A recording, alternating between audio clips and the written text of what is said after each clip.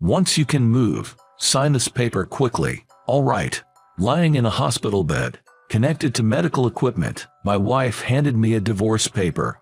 I never want to see her face again. How cold-hearted can people be? What were those 3 years of marriage about? I watched in shock as my wife walked out of the room. When I woke up, I saw an unfamiliar ceiling. It wasn't the ceiling of our bedroom at home, nor the break room at my usual office. The beeping of an unfamiliar machine was steady. I tried to speak, but no voice came out. What happened to me? The moment I remembered, I let out a scream. It was the terror of that moment. "Robert, you're awake. Robert." I heard my mother's voice close by. She hastily pressed the nurse's call button, telling the nurse I had regained consciousness.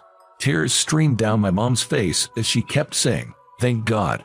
Still dazed, I tried to recall that day. My name is Robert Johnson, and I turned 32 this year.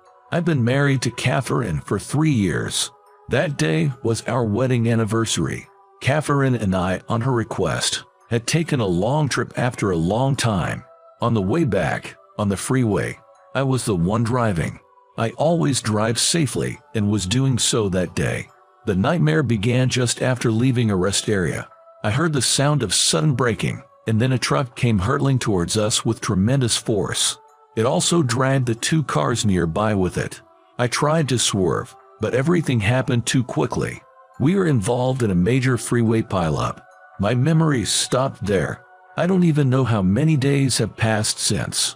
A doctor, presumably the one in charge of me, appeared and began to ask me a few questions. As we spoke, I fully regained consciousness. I learned from the doctor that I had been unconscious for 2 weeks. I also found out that the drivers of the other 2 cars involved had passed away. I'm grateful to be alive. While listening to the doctor, I searched the room for Catherine. If Catherine was with me during the accident, she must be injured too, maybe even more seriously than me. "Mom, where's Catherine?" My voice was raspy, but my mom said, "She's okay." Apparently, her injuries were less severe than mine, and she could even walk. She was undergoing some tests and couldn't come to see me. She promised she'd let Catherine know I was awake. Relieved by my mom's words, I suddenly felt pain everywhere. It's a sign that my body was trying to heal. I was told that I'd need to stay in the hospital for treatment and rehab for about a month and a half, and I felt guilty about my colleagues at work. However, both Catherine and I are alive.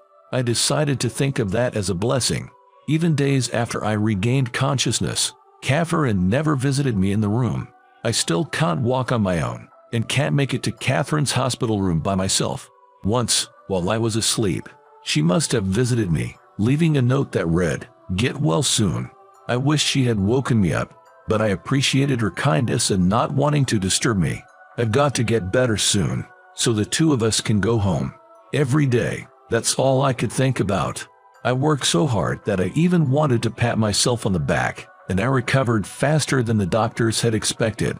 Just when I thought I might finally be able to walk by myself, Catherine suddenly appeared in my room. I knew she was in the same hospital, but we never crossed paths, not even in physical therapy. I was slightly worried that she was deliberately avoiding me by scheduling her therapy sessions at different times. I'd heard that Catherine's injuries were minor compared to mine, but she looked pitiful, her arm in a cast. "I want us to get divorced soon. It's a hassle having to deal with this accident," she said. She handed me a document. It was a divorce paper, just like the ones I had seen on TV shows. Catherine's name was already signed. Catherine, who I had not seen in a while, looked like a stranger. "What do you mean? Divorce?" Trying to sort out the situation in my confused mind was making my head hurt. I couldn't believe it, and I held my head in my hands.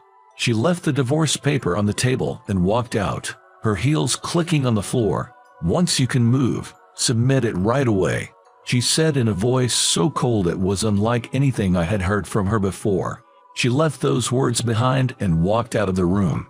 I just sat there in shock, unable to say a word. The divorce paper rustled on the table. The events of just moments ago were not a dream. It was a discomforting noise that drove the reality of it home. The sudden divorce paper, it was more than I could handle. I discussed this with my mom, who had come to visit me. I thought she would surely be on my side, but she began saying that if it had come to this, I should get a divorce. Catherine and my mom had a relationship like close friends. If the subject of divorce had ever come up, I thought she would certainly have stopped it. So I was surprised. She even said that she didn't want me clinging to the other party even after they had handed me the divorce paper.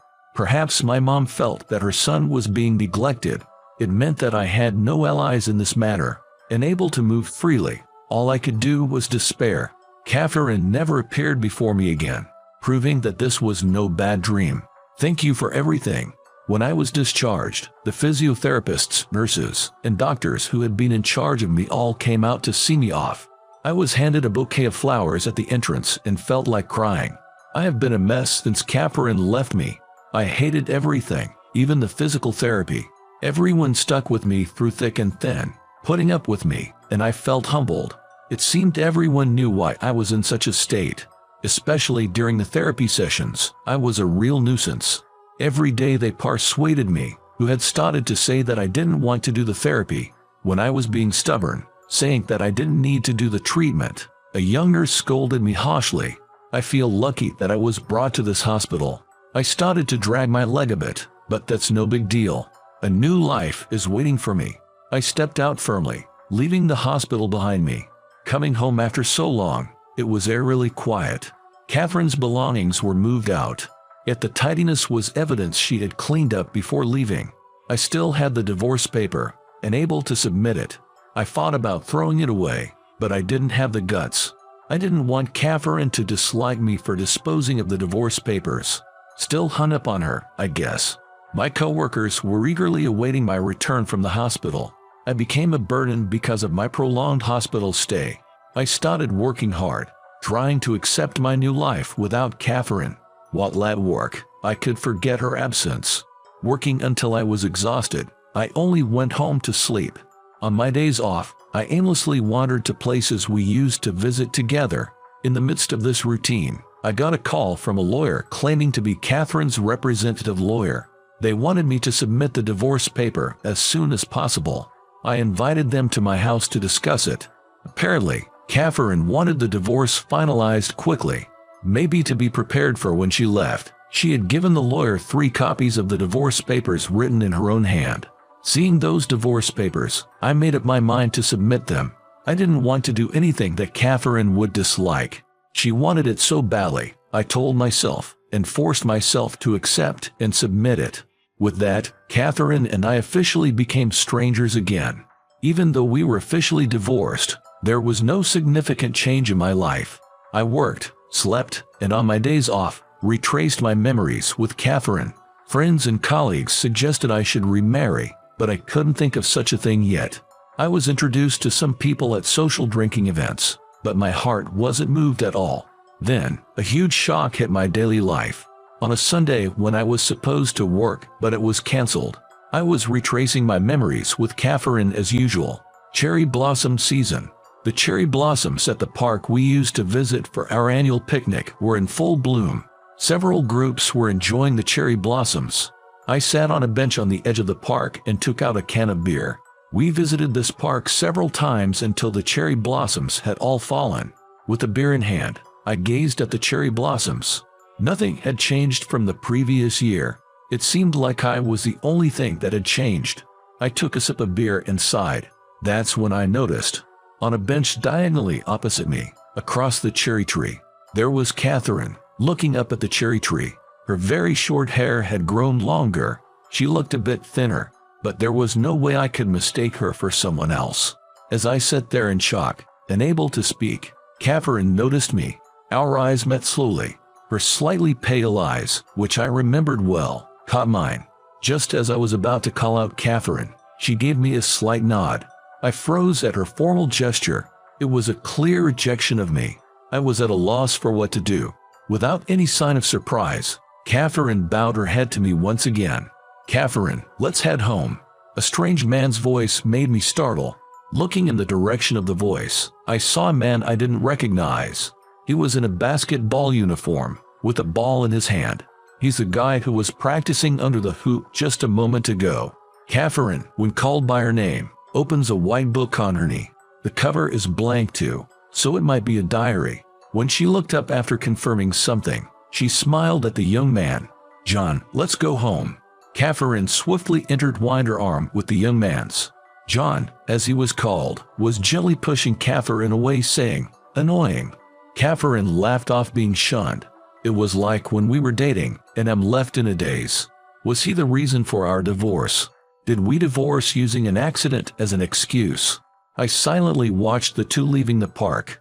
I couldn't possibly chase them and question them.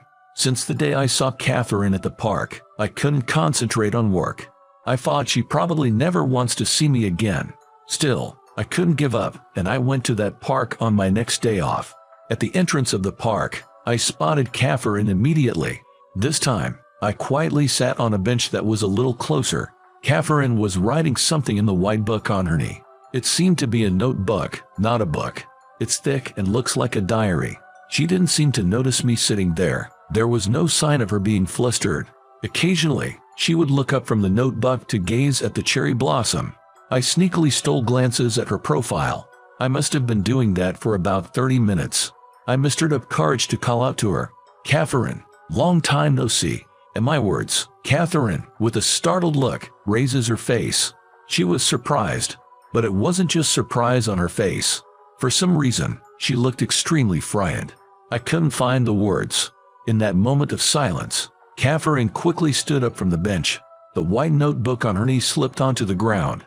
Catherine was backing away from me. By the time I slowly bent down to pick up the notebook, Catherine was no longer in sight. I could see Catherine running around the corner out of the park. She's avoiding me to the point of running away. Feeling completely desolate, I collapsed onto the bench. I felt as though all strength had left my legs. It was like all the energy to live was drained out of me. Only the white notebook that Catherine had been holding was left in my hands. I have to return it if it's important. I casually opened the notebook. Of course, I also had an ulterior motive to find some clue about Catherine's current situation.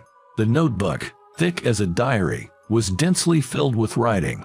There it was, the familiar handwriting of Catherine. Yet, its content was unbelievable. As I read on, my fingers trembled with every page turned. What was written was a daily log.